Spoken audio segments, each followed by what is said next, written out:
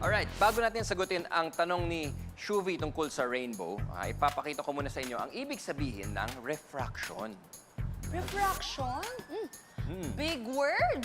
Parang ang complicated to explain. Parang lang naman, pero ang totoo, matutunan natin yan sa tulong ng simpleng magic. Okay? Ready? I believers, nakita niyo tong word na to. Okay, a simple three-letter word na mom. Okay? Shuvi, from left to right, anong colors ang nakikita mo? So, red, black, blue. Okay, red, then black, Then blue. blue.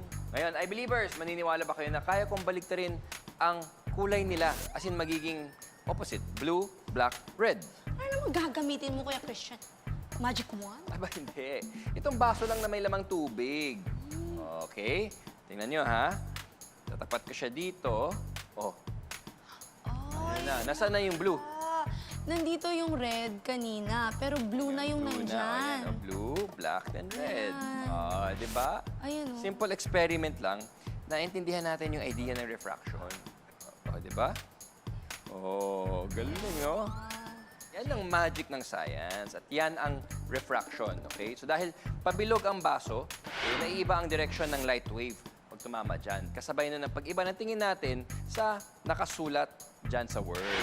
Galing naman yan.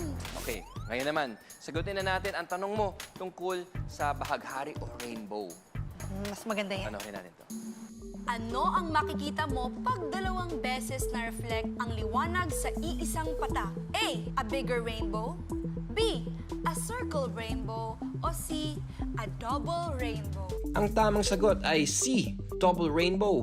Pag dalawang beses nag-reflect ang liwanag sa iisang patak, makakakita ka ng dalawang reflections mula sa dalawang magkaibang anggulo. Makakakita ka ng dalawang rainbow na baliktaran. I believe.